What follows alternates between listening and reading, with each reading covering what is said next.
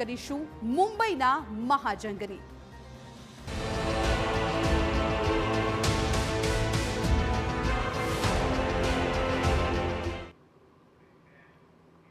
મુંબઈમાં બીએમસીની ચૂંટણી પહેલા રાજકીય વાતાવરણ ચરમસીમા પર પહોંચી રહ્યું છે, ત્યારે મરાઠી કાર્ડ સાથે મેદાનમાં ઉતરેલા બે ભાઈઓ ઉદ્ધવ અને રાજ ઠાકરે 20 વર્ષ પછી એક સાથે જોવા મળી રહ્યા છે। હવે તેમણે એક ચૂંટણી ઢંઢેરો બહાર પાડ્યો, જેમાં મરાઠી માણૂસ તો પ્રાથમિકતા છે જ, પરંતુ તેની સાથે 10 રૂપિયામાં નાસ્તો અને લંચ સહિતના કેટલાક દાવાઓ કરવામાં આવ્યા છે, એ જાણી લઈએ।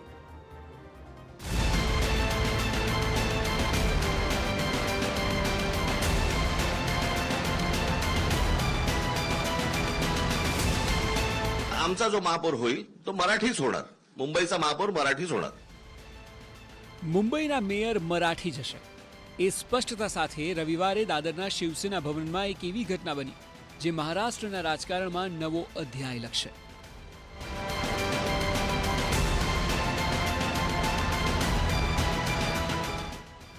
લગભગ 20 વર્ષ પછી રાજ ઠાકરે શિવસેના ભવનના પગથિયાં ચડ્યા અને પિતરાઈ ભાઈ ઉદ્ધવ ઠાકરે સાથે મળીને બૃહદ મુંબઈ મ્યુનિસિપલ કોર્પોરેશન એટલે કે બીએમસીની ચૂંટણી માટે સંયુક્ત ચૂંટણી ઢંઢેરો લોન્ચ કર્યો। આ ઢંઢેરાને શિવશક્તિ વચનનામાનું નામ આપવામાં આવ્યું છે, જે મુંબઈકરોને શિવશક્તિનું વચન આપે છે। હકીકતમાં આ ઘટના માત્ર રાજકીય ગઠબંધન નથી, પરંતુ બાળાસાહેબ ઠાકરેના વારસાનું પુનર્મિલન છે। એવું એટલા માટે કેમ કે 2005માં રાજ ઠાકરે શિવસેના છોડીને મહારાષ્ટ્ર નવનિર્માણ સેનાની સ્થાપના કરી। ત્યારથી બંને ભાઈઓ વચ્ચેનું અંતર વધતું ગયું। અનેક વખત ગઠબંધનની વાતો થઈ, પણ સંઘ કાશીએ પહોંચ્યો નહીં। પરંતુ એક રીતે કહીએ તો ભાજપ અને મહાયુતિના મજબૂત ગઠબંધને બંને ભાઈઓને ભેગા કર્યા। તેમના કહેવા મુજબ મુંબઈને બચાવવા અને મરાઠી અસ્મિતાને મજબૂત કરવા માટે શિવસેના, ઉદ્ધવ ગ્રુપ અને એમએનએસનો આ સંયુક્ત ચૂંટણી ઢંઢેરો મુંબईकरोना स्वाभिमान आणि विकास पर केंद्रित છે। जगातला सगळ्यात बलवान नेता हिंदू हा देशावरती राज्य करतोय, त्यांच्या राज्यामध्ये आजही बांगलादेशी घुसतायत, रोहिंगे घुसतायत आणि आपल्या महाराष्ट्रामध्ये हिंदू खतरे में है असं म्हणून मोर्चे काढावे लागतायत। तर हे अपयश कोणाचं? आणि मराठी माणसाबद्दल म्हणाल तर माझं सरकार पाडल्यानंतर ही परिस्थिती उभी राहिलेली आहे। मराठी माणसाचा पदोपदी अपमान होतोय। राज्य सरकार किंवा केंद्र सरकारच्या परवानगीची गरज आहे।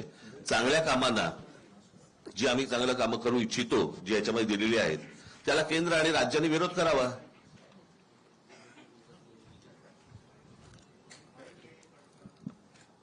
समजलं का की इकडे तिकडे बघत होतस तू? આખરે શું શું છે આ વખતના બંને ભાઈઓના ચૂંટણી ઢંઢેરામાં એ પણ જાણી લઈએ। 5 વર્ષમાં 1 લાખ ઘર બનાવવાનું વચન અપાયું છે। બીએમસીની પોતાની હાઉસિંગ ઓથોરિટી 700 સ્ક્વેર ફૂટ સુધી પ્રોપર્ટી ટેક્સ માફી, મહિલાઓને માસિક 1500 રૂપિયા સ્વાભિમાન નિધિ, કોળી મહિલાઓને નાણાકીય સહાય અને લાયસન્સ, 10 રૂપિયામાં નાસ્તો, ભોજન, મા સાહેબ કિચન, મહિલા શૌચાલયો અને સેનેટરી સુવિધા, 100 યુનિટ સુધી મફત વીજળી, રીડેવલપમેન્ટમાં 1 ફ્લેટ 1 પાર્કિંગ, આરોગ્ય, શિક્ષણ, પરિવહનમાં મજબૂતી, મરાઠી મેયરનું વચન। ઠાકરે બંધુઓ કહે છે કે આ ઢંઢેરો માત્ર ઠાલા વચનો નથી, પરંતુ મુંબઈને મરાઠી માણસના હાથમાં પાછી આપવાની લડત છે। દરમિયાન ઠાકરે ભાઈઓએ ભાજપ પર આકરા પ્રહાર કરતા કહ્યું કે મુંબઈનું મેયર મરાઠી જ હશે। याचा अर्थ भाजप मराठी माणसाला हिंदू नाही का समजत? मराठी माणसाला हिंदू नाही समजत? मराठी जसं राज म्हणाला तसं आम्ही मराठी आहोत, अस्सल हिंदूच आहोत। आणि अगदी संयुक्त महाराष्ट्रापासून जो मुंबईसाठी लढा दिला गेला, त्याच्यामध्ये आत्ताचा भाजप किंवा तेव्हाचा जनसंघ हा कुठे होता? हा कधी मराठी माणसांच्या आणि हिंदूंच्या बाजूने उभा राहिलाय? બંને ભાઈઓ હવે પછી સંયુક્ત રેલી યોજશે, જેના પર સમગ્ર મહારાષ્ટ્રની નજર હશે। મુંબઈમાં 3 મોટી સભાઓ પશ્ચિમી ઉપનગરો, પૂર્વીય ઉપનગરો અને શિવાજી પાર્કમાં યોજાશે। આ ઉપરાંત નાસિક કે જ્યાં ક્યારેક એમએનએસની સત્તા હતી અને સંભાજીનગરમાં પણ સભાઓ યોજાશે। આ મિલન મુંબઈની ચૂંટણીને ત્રિપાંખીયો જંગ બનાવી દેશે। એક તરફ મહાયુતિ, બીજી તરફ ઠાકરે ભાઈઓની શિવશક્તિ। મુંબઈકરો હવે નક્કી કરશે કે શહેરનું ભવિષ્ય કોના હાથમાં આપવું।